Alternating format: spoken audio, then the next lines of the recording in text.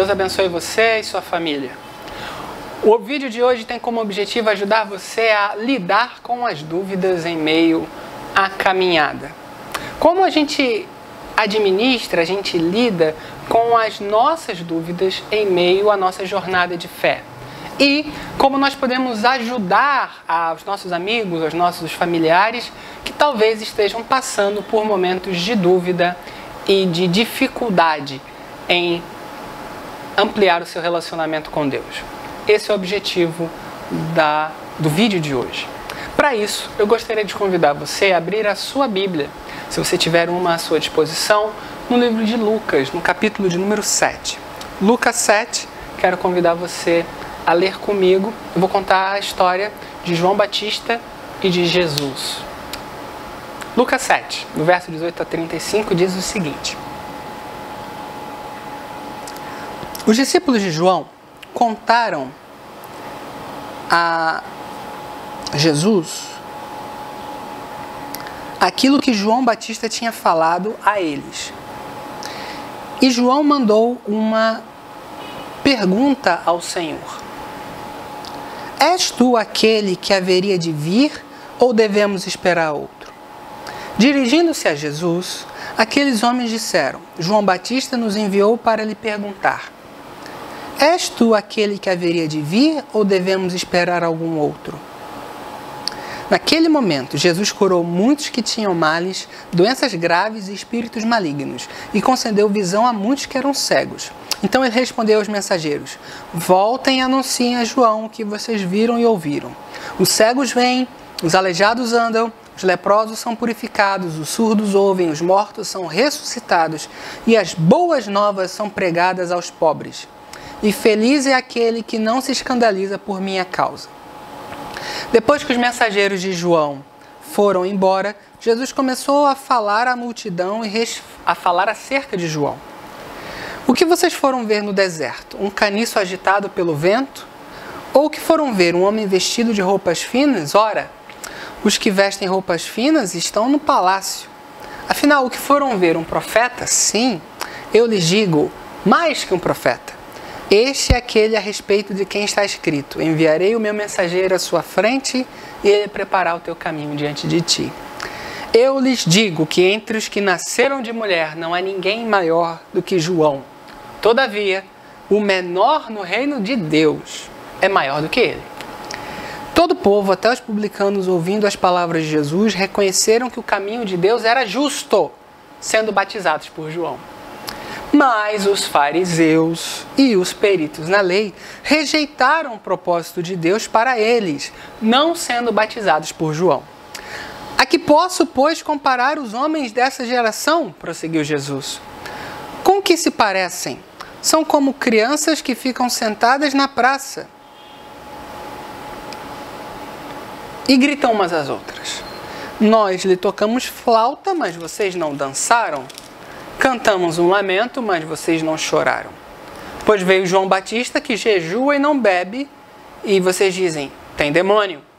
Veio o Filho do Homem, comendo e bebendo, e vocês dizem: aí está um comilão e beberrão, amigo de publicanos e pecadores.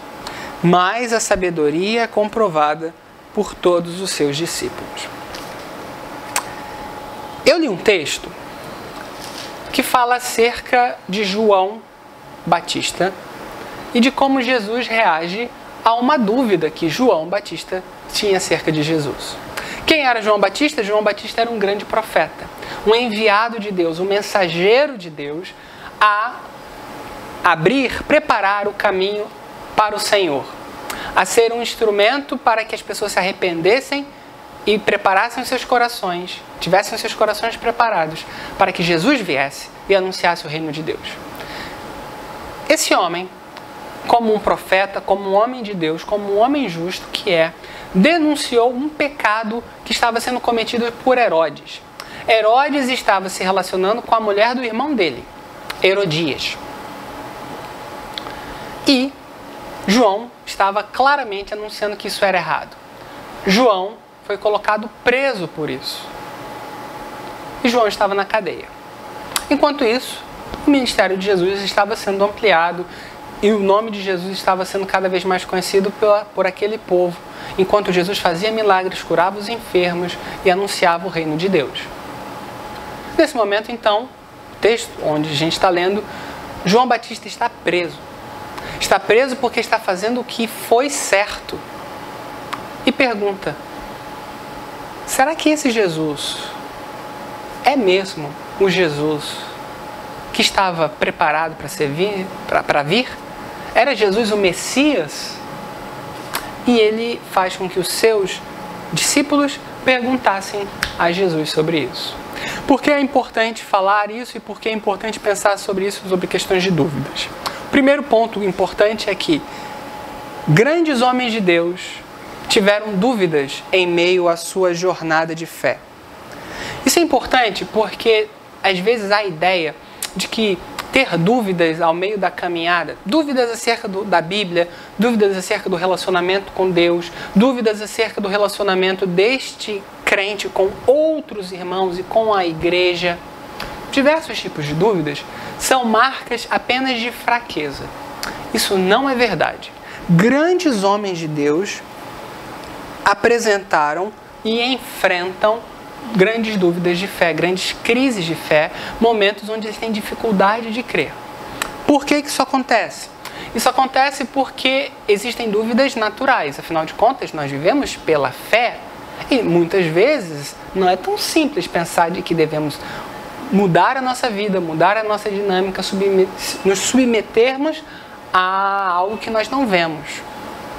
Existem dúvidas filosóficas, questões que nos vêm à vida e que a gente não sabe responder. Por exemplo, como a gente consegue conciliar o relato da criação e a existência de dinossauros ou de elementos da natureza que parecem ter muito mais tempo de idade?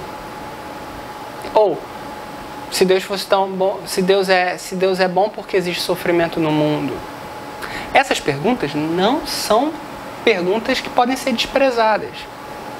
Existem dúvidas que são de ordem empírica. Olha, se a palavra de Deus é o que a Bíblia diz que é, então por que os crentes muitas vezes têm um comportamento tão desprezível comparado com não crentes? Você nunca se perguntou isso? Muita gente se pergunta e pensa, se a Bíblia é o que a Bíblia diz que é, se Deus é o que Ele diz que é, se Deus faz na vida dos crentes aquilo que Ele diz que faz, então por que tem tanto crente ruim como existe nesse mundo? É uma dúvida empírica interessante. E existem dúvidas da experiência da pessoa. Às vezes um sofrimento longo, uma oração que não foi respondida, alguma coisa que a pessoa esperava e não aconteceu, abalam aquela fé daquela pessoa. Então, lidar com isso é importante. E é importante porque talvez você não tenha dúvidas de fé. Ou não tenha dúvidas de fé tão grandes assim. Mas é possível e é provável que pessoas ao seu redor possuam.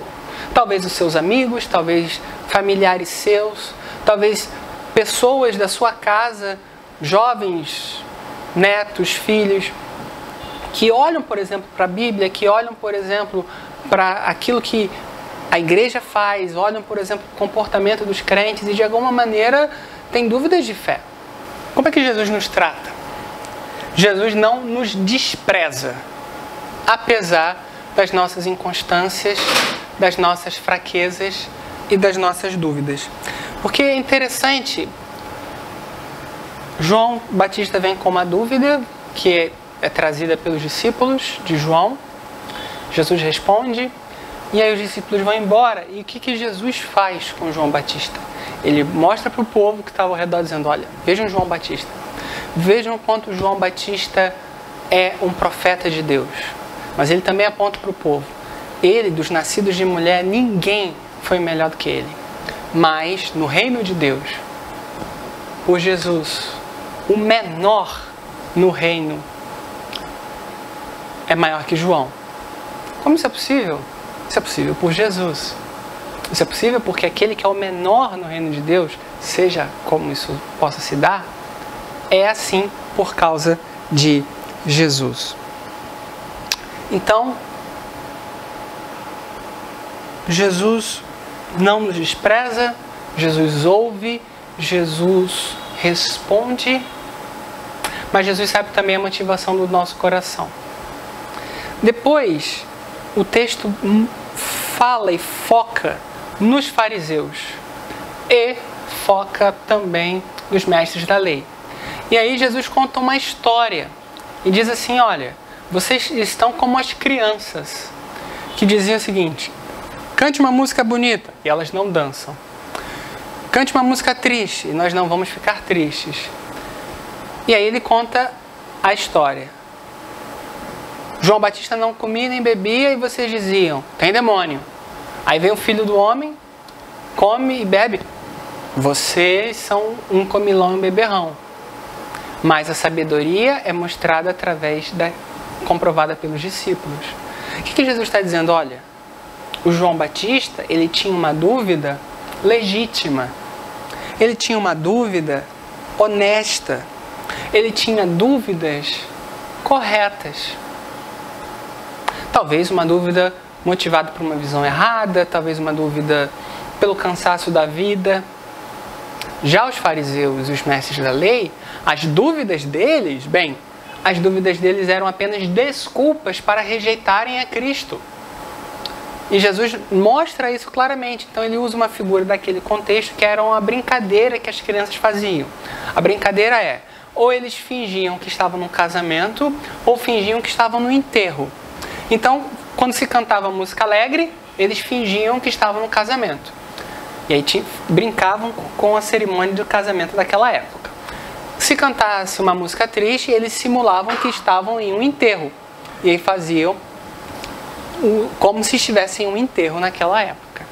Então o que Jesus está dizendo é o seguinte, olha, os fariseus, eles levantam dúvidas, eles fazem perguntas, não porque eles estão interessados em aprender, não porque eles estão interessados em saber, mas eles estão interessados apenas em rejeitar a Deus, rejeitar a Cristo, rejeitar o Salvador, rejeitar o Messias, e por isso eles estão encontrando desculpas para rejeitarem.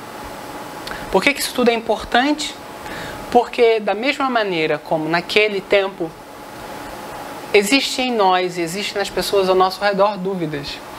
Dúvidas corretas, dúvidas legítimas, mas também dúvidas que são apenas desculpas para o erro.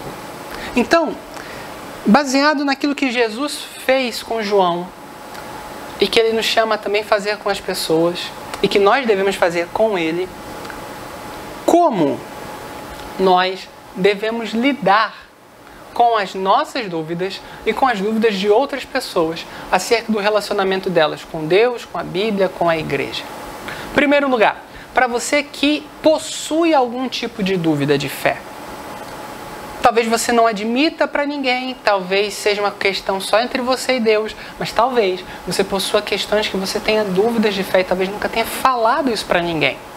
Bom, primeira coisa é, admita que você possui dúvidas. Esse é um ponto importante. O que João fez? Quando ele chama os discípulos e diz, olha, pergunta lá para Jesus, ele admitiu que ele estava num momento de fragilidade. Ele admitiu que ele estava num problema de fraqueza. O que muitas vezes acontece é que a nossa fé, o nosso conhecimento sobre aquilo que a Bíblia fala, sobre aquilo que cremos acerca de Deus, não foi ainda testado. Testado pela vida, testado pelos sofrimentos. E talvez seja por isso que às vezes a gente fala determinadas coisas. E diz, por exemplo, que nada vai nos abalar ou que não há dúvida nenhuma. Será mesmo? Admita.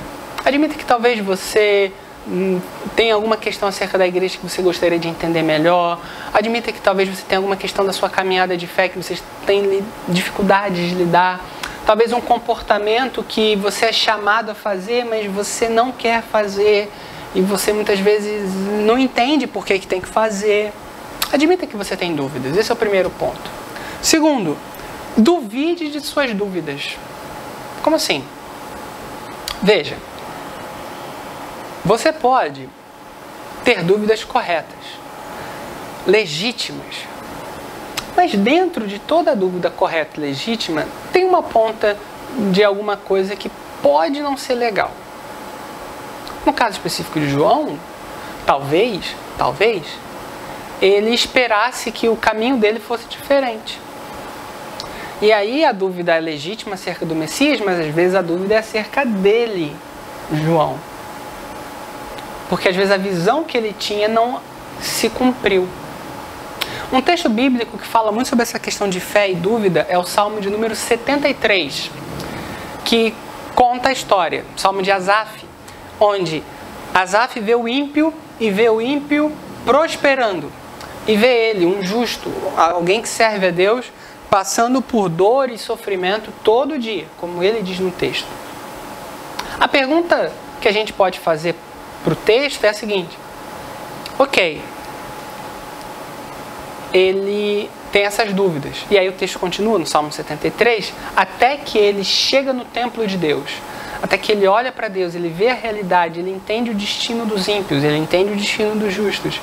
E aí ele reconhece que ele estava embrutecido, reconhece que ele precisava ter uma nova visão de Deus. Um ponto interessante nesse salmo é o seguinte: ele estava passando por aperto e estava vendo o ímpio prosperando.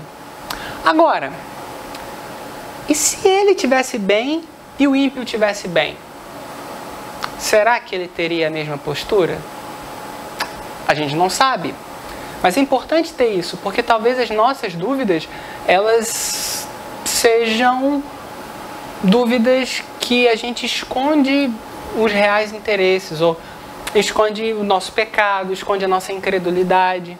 Uma coisa muito interessante quando a gente pensa acerca de fé e crença, é que a nossa fé nunca é só intelectual. Nunca. A nossa fé normalmente tem 3 componentes. Tem um componente intelectual, tem um componente do relacionamento com as pessoas ao nosso redor, do contexto onde a gente está, e tem relacionamento acerca das nossas experiências, de como a gente lida com essa realidade. Então, para dar um exemplo do que eu estou falando, quando um jovem, por exemplo, vai para a faculdade e ele começa a ter dúvidas de fé acerca do que a Bíblia diz, a dúvida não é apenas intelectual. A dúvida muitas vezes acontece porque os amigos que ele fez na faculdade, que são amigos que ele gosta, amigos que ele acha interessante, amigos que ele se inspire, que ele gostaria de ser igual, estes amigos zombam de Deus, negam a Bíblia, têm uma postura de vida imoral muitas vezes. Então, essa dúvida dessa pessoa não é apenas uma dúvida intelectual acerca de uma questão bíblica ou uma dúvida de experiência. É uma ideia de que ele não quer passar perante esses amigos de que ele é pouco sofisticado, que ele não é refinado, que ele não é da turma, porque ele pensa diferente. Então, duvidar das dúvidas é isso, é tentar olhar por essa realidade. Porque pode ser que as questões não sejam aquelas questões que estão sendo postas. Terceiro, compartilhe essas suas dúvidas com um cristão maduro. Não se isole. Uma tendência que às vezes acontece é que a pessoa lida com isso e ela busca respostas, muitas vezes, em fontes ruins. E essas fontes, ao invés de aproximarem essa pessoa, afastam essa pessoa de Deus. Se esse é o seu caso, fale com um crente maduro. Existem bons líderes na igreja, existem os pastores, os professores, amigos, gente firme, séria. Se você é jovem, adolescente, está assistindo esse vídeo, talvez o seu pai seja um crente firme, um crente maduro, sólido. Fale com ele. Compartilhe as suas dúvidas. Não se isole. E não vá buscar no Google as respostas. Fale com eles. Um outro ponto importante para quem está em dúvida é o seguinte: não negligencie e nem abandone as fontes de crescimento que você tem recebido. O que acontece muitas vezes é que as pessoas têm dúvidas de fé, mas elas não leem a Bíblia.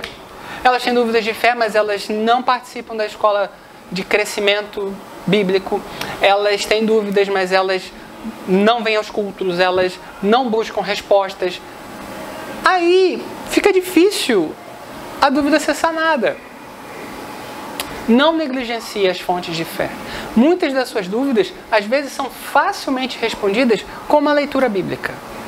Muitas das dúvidas são facilmente respondidas ouvindo, conversando com uma pessoa. E, independente da situação, vá a Jesus com as suas dúvidas e obedeça a Cristo naquilo que Ele já lhe disse para fazer. Porque qual é o ponto? O ponto é, sim, existem dúvidas de fé, sim, existem questões que talvez a gente nunca vá compreender, mas existem muitas coisas que Jesus já falou para você, que você deveria fazer e que você não faz. Ou coisas que você deveria deixar de fazer e ainda não deixou de fazer. Relacionamentos que você deveria ter corrigido, pedido perdão, reconciliado e não fez. Posturas, desejos, vontades que você ainda não se submeteu a Deus. A essas coisas não há dúvida nenhuma. É obedecer. E muitas vezes se usa as dúvidas como cortina de fumaça. Não faça isso. Vá a Jesus com todas as suas dúvidas. Isso para quem está com dúvida. E para você que talvez não tenha dúvida nenhuma, está tudo bem, mas você é chamado a auxiliar as outras pessoas. Seja porque você é um líder, seja porque você é um pai, uma mãe, seja porque você é alguém que se importa com o outro. Como você auxilia, como é que você é chamado a auxiliar aos outros em meio às lutas e às dúvidas que essas pessoas podem ter. Primeira coisa, seja misericordioso com aquele que está com dúvida. Não rejeite, não desvalorize, não zombe, não minimize a dúvida. Judas, livro de Judas, capítulo 1, verso 22, fala isso. Tenha misericórdia com aqueles em dúvida. Se as pessoas vierem com você com perguntas acerca de comportamento, de moralidade, de questões bíblicas, de questões históricas, de questões filosóficas, seja misericordioso com essas pessoas. Não rompa o diálogo. Mesmo que a pessoa, às vezes, tenha até uma forma ruim de lidar com as dúvidas dela, não rompa o diálogo. Esteja disponível para ajudar. E prepare-se para ser um auxiliar daquelas pessoas em dúvida. Esse é um papel que a gente não pode ignorar. A nossa fé não é individualista, ou seja, você não foi chamado a aprender a Bíblia, estudar a Bíblia apenas para você. Você foi chamado para abençoar outras pessoas. De diversas formas. Não apenas gravando um vídeo falando sobre um assunto, mas também conversando, mas também dialogando, mas também servindo. Prepare-se, leia sua Bíblia, estude, esteja disponível. Aproveite as oportunidades de crescimento que muitas vezes as dúvidas vão trazer. Porque muitas vezes você nunca tinha pensado naquele assunto ou nunca tinha pensado no tema que surgiu para você e que você vai ter que lidar com isso. Não negligencie essas oportunidades de crescimento. Não negligencie as fontes de crescimento que você tem tido nessa igreja. Não negligencie as fontes de crescimento que você possui. Aproveite, busque crescer e cuide de sua vida espiritual e de seu caráter. Sabe por quê? Porque muitas das dúvidas têm a ver com mau comportamento. Muitas das dúvidas têm a ver com uma vida dupla. Muitas das dúvidas têm a ver com pessoas que sabem que deveriam fazer uma coisa e não fazem. E é importante que a sua vida espiritual esteja firme com o Senhor. Cuide de sua vida espiritual, cuide de seu caráter. Não negligencie seu testemunho. Busque crescer para ser um instrumento de bênção na vida dos outros. Como você pode auxiliar a sua família? Como você pode auxiliar o seu filho, o seu neto? Como você pode proclamar a Jesus, apresentar a Jesus, responder a eventuais dúvidas? Faça isso. E para todos nós, não se esqueça que a graça, o amor, a misericórdia e a bondade de Deus nas nossas vidas não diminui por causa das nossas dúvidas. Em meio ao turbilhão de emoções que você possa estar sentindo, ou em meio a um momento complicado, ou em meio onde questões se levantam, questões são levantadas e você é chamado a responder. Não se esqueça, o amor de Deus não diminuiu. A graça de Deus não diminuiu, não diminui porque você tem dúvidas ou porque pessoas ao seu redor possuem. E lembre-se que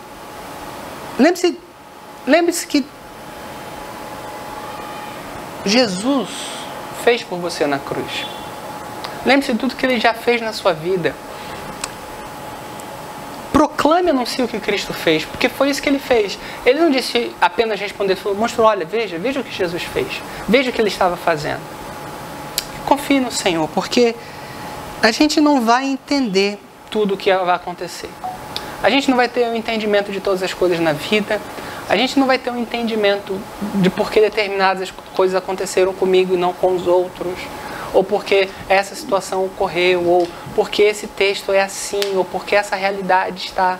Nós não podemos, mas o Senhor sabe. E na cruz a gente obtém todas as principais respostas que a gente precisa. De que Cristo morreu pelos nossos pecados quando nós ainda éramos pecadores. Que Cristo venceu a morte e oferece a cada um de nós uma nova vida.